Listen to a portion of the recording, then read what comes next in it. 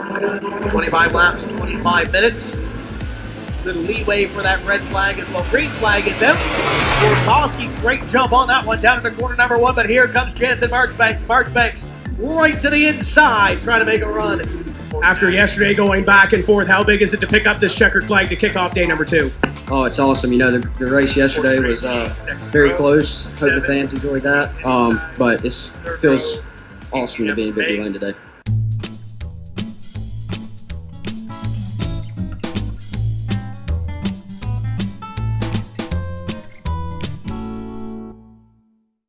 Thank you for joining us for this edition of Conversations with Paul Brown. We are in a garage near the airport with a bunch of race cars in it.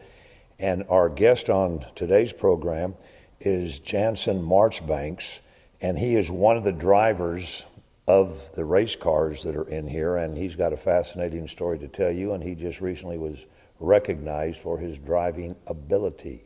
So you began racing at what age? I was 10 years old when I started racing. And at 10, what are you racing? What are you driving? Go-karts. So I run dirt go-karts for about 4 years. And isn't there a track near here where you would have raced to start with over in Greenville County? There is, so go-karts, there's obviously tons of tracks you can go run them at. The first place I ever run a go-kart race at was in Blacksburg, South Carolina at Patriot Speedway. That was my first ever go-kart race. And then all the dirt tracks, go-kart tracks are normally in Georgia. Oh, are they? So, yes, sir. So I stayed more in Georgia than anywhere when I race go-karts. How long were you racing before you won your first race? It took me, I think it was about half a year. You know, obviously I've never raced anything, so I started running go-karts, so it was a lot different. I've never raced anything, so I was still getting used to everything.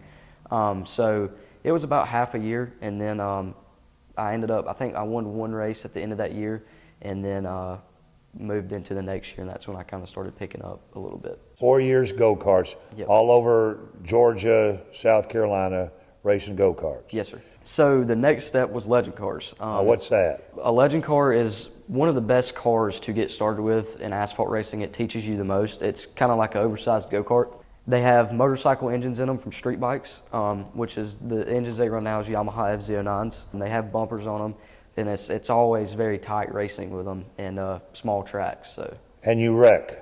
Yeah, for sure you do. Yeah. And that takes you out of the race. I mean, the wreck's that serious, and the wrecker pulls you to the side, and you go home. Right. Well, it really just depends on how severe the wreck is.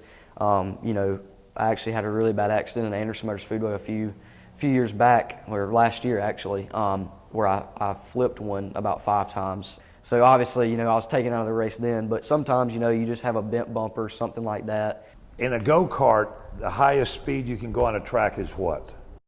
Flat out. Normally, go-kart, you know, the tracks I ran normally about 60, was about top 50 miles an hour, 60 miles an hour, something like that. And the legend car, how fast can you go? Legend cars normally, you know, obviously you're on a bigger track. Anderson, I'm pretty sure we got up to probably around 70 miles per hour and 80 miles per hour. How did you end up ranking, winning with a legend car? I ended up doing very, very well at the end of the 2018 season at the Vegas Nationals. And then 2019 is when I really picked up. I started winning races. I won a few races in Florida. I won a few races in Charlotte. And then we actually ended up winning the championship at Anderson Motor Speedway, the track championship. So we won that, and then, you know, this year I obviously moved up into the bigger car. But what's it like as a teenager traveling all over racing cars? It's awesome. You know, I'm very thankful that my parents allow me to do it. It keeps me out of trouble more than anything. So it's awesome to be able to, you know, live my dreams, and when a lot of kids don't get to do it, it's pretty special. So go-kart, legend, and then when you moved up to this one, which is a what? A late model stock.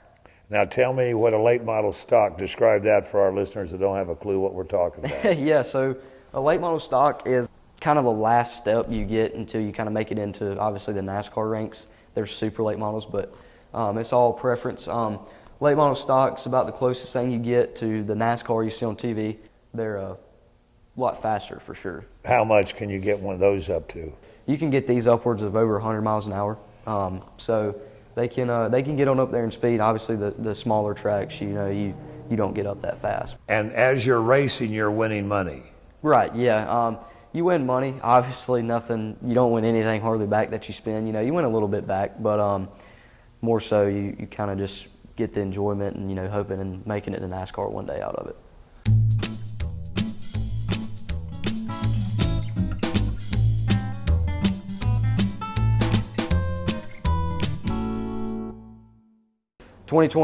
February, we went to Winter Nationals in Florida. We won 2 races down there, and I won the Winter Nationals championship down there. So we come back, and we decided, I've done a lot in legend cars. I've ran them the past 3 years and succeeded in them. So we wanted to step up into a late model and continue up the ranks. So we went full-time late model racing after February. After we got back from Winter Nationals with the legend car, In most of your races, are you the youngest one out there? Yeah, so there is, obviously in late models, there's a lot older people that do run them. So, normally in a huge late model field, I'm normally one of the youngest drivers out there. So, how does that make you feel? You can't let it intimidate you. You can't get intimidated by the other drivers. They obviously have a lot more experience than you do, but you're out there learning and just doing the best you can, and so it's pretty special. Now, tell me what happened down at Florence. So we went down to Florence Motor Speedway for the South Carolina Charlie Powell Memorial Race 250. So it was a Thursday, Friday, Saturday deal. So Friday we practiced and Saturday we raced. It was pretty cool to qualify 4th in that field of cars. I mean, there was some really good drivers out there. And it was a 100-lap race, so a lot of patience had to go into this race, saving tires and just not getting too aggressive. We ended up winning the race. There was a caution on the last lap that granted us to start second. The leader elected the outside, so that left us on the inside, and it was a green-white checkered, so it was a last lap duel, and we ended up coming out on top. And how much did you beat him by?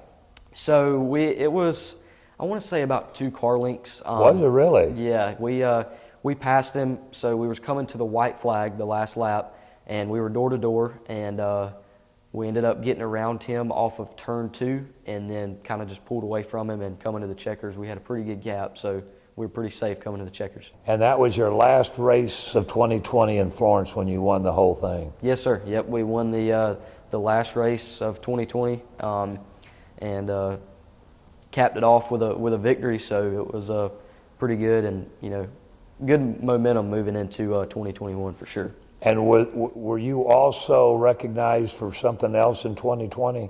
Yeah, so we won the 2020 State Rookie of the Year.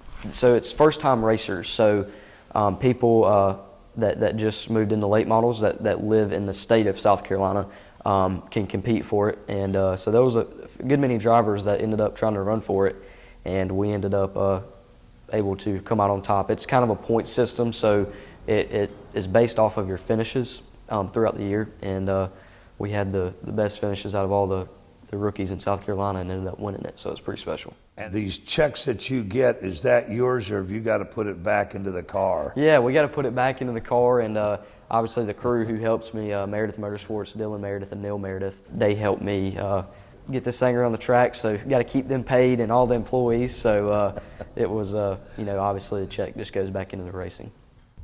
Give me what it's like for a day in the life of a race car driver. Let's say you're going back to Florida to race down there. What's involved in getting there and racing? Right.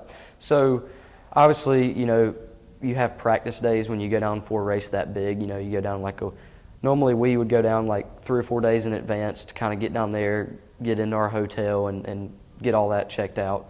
And so we go practice. A few days after that, they give you, I think normally you have like a day or two to practice, and then it moves into the racing and everything. So it's a week long when you go like down to Florida or Vegas, somewhere like that. So it's normally a week of racing, normally like 5 races. So you have to have practice. And so who's in the crew? Dylan Meredith, Neil Meredith helps us also. They're brothers, and Neil Meredith is actually one of the drivers. He races sometimes, but normally he's a crew chief in my car. Michael Alltop and Jamie Alltop helped me with, those are our tire guys, they're actually brothers. And then Chris Whitfield also helps us. He kind of is the fuel guy and then does whatever, Dylan and them needs him to do. In turns 1 and 2, and that will draw the caution flag. Extremely expensive, going down there for a week with hotel, food, and then, having to pay all the guys to work on the car and everything. So it does get very expensive, so sponsorship plays a huge role in trying to make it in the racing industry. How much does the sponsorship cost from what to what? I know they come in at different levels. Right, yeah, and I have Citizen Construction, DoorTech Quality Garage Doors, and LabTech Diagnostics as my current sponsors now. We take anything. Normally we have a package deal for sponsorships put together. So normally, the base cost, what we normally, ask is normally $500 for to, get your decal on the car, social media recognition, and shirts and everything. So that's normally, about what, obviously we'll take anything we can get, but to get, a big decal and a good decal on the car is normally that much. All right, and then at the other end, the biggest sponsor that you have would be putting up how much? I mean, to get their name on the hood or on the trunk or something. Yeah. So to get your name or trunk on the hood, it's $5,000 to get your name or the trunk on the hood, the trunk or hood, I should say. So it's normally $5,000 to get those positions, obviously, because that's the main right. where everybody sees the car and everything. So where do we go from here? Yeah. So normally, after running a few years of late models, people move into what they call the ARCA Menard Series, which is kind of the first step you do getting into the actual NASCAR stuff to making it to the NASCAR Cup Series. So you move into the ARCA Series, which is very expensive. So, you got to have the talent to get there and sponsorship and money. So, moving into the ARCA Series would be the next step, and then, run that a few years and try to get my name out there and impress some people. Now, with the ARCA, are you and your family and your sponsors doing that, or are there teams out there that would look to you to hire you as their driver? How does that work? Yeah, so we you kind of approach the team. You kind of tell them what you got, tell them where you're coming from, and they help you out as much as you can. But normally it's kind of reach out to them and see if they would allow you to come race for them. They don't come to you. I mean, with what you've accomplished, they're not teams that say we need to go talk to this Marchbank kid and see if we can get him to drive for us? Yeah, I mean, they obviously do have people that'll come approach you and kind of try to get you into their camp so they could get you to race for them. It's very rare nowadays that they kind of come to you first. You kind of have to go to the team first and reach out to them. But they still do have people who come to the track and scout, obviously, for young talent. Who's your favorite NASCAR driver now and why? One of my favorite NASCAR drivers is Chase Elliott. His dad's Bill Elliott, and he's accomplished a lot in his racing career. But I like Chase. He's a very humble guy. Great role model to look up to.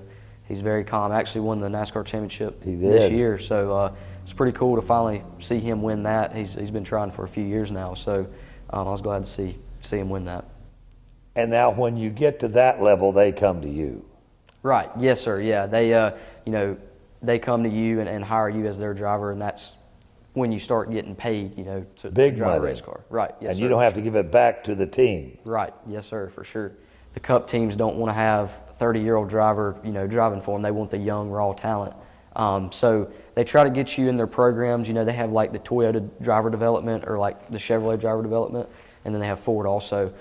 So they try to get you in those programs to move you up through the ranks, and they kind of sponsor you and help you along the way. But they like you to be young and then get in there. Obviously, to run like some of the super speedways and the half miles, the half miles you can be under 18, but anything above that you have to be 18 years old to race those super speedways. How special is it for a kid your age to be following their dreams so quickly in life? It's very special, I can't thank my parents enough for allowing me to do this and live my dreams, and it's pretty special. A lot of kids, like I've mentioned before, don't get to do this.